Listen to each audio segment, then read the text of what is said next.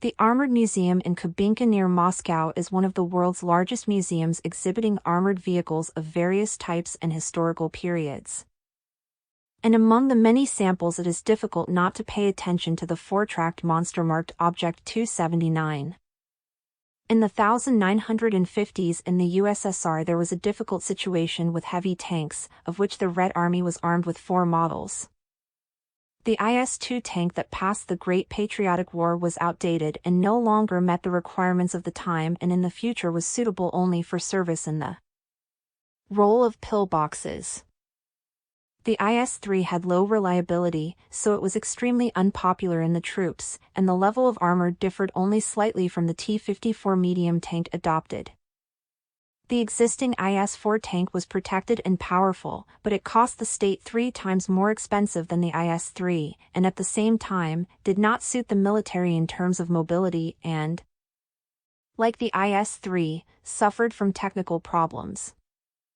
All 3 available heavy tanks as the main armament had 122mm rifled gun D-25T, by that time already noticeably outdated. The 4th machine was the T-10, which was produced in a huge series for this class of equipment, but although this tank suited the military with its operational qualities, unfortunately, it could not withstand comparison with NATO analogues, the British Conqueror and the American M103, at least until the modernization to the level of the T-10M.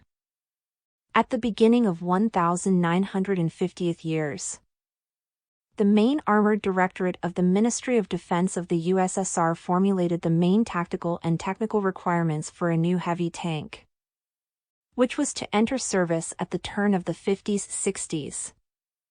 In particular, the weight limit was to be 50 to 60 tons, and the tank itself was planned to be equipped with a new 130mm gun.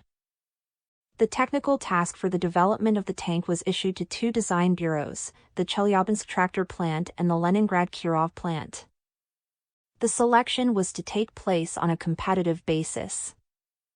The created tank was supposed to replace all existing vehicles and lose the main drawback of the T-10 weak armor and effectively deal with all existing and promising tanks of the potential enemy.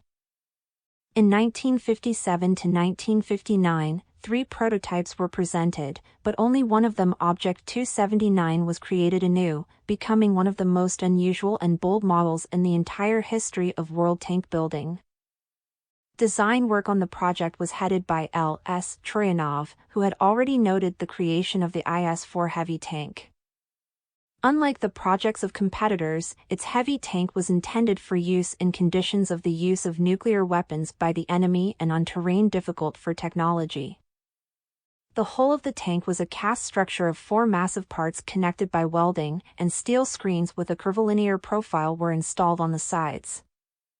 With the help of these screens, additional anti-cumulative protection was provided. At the same time, a streamlined shape of the body of the entire machine was given.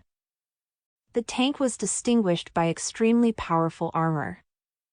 The frontal armor was 192mm thick, normally had an inclination of 60 degrees and an angle of rotation of up to 45 degrees. In fact, the reduced thickness of the armor was equivalent to 384 to 550mm. The tank sides were protected by millimeter armor having an inclination of about 45 degrees. This level of armor guaranteed the invulnerability of the tank when fired from any tank gun available at that time from any distance.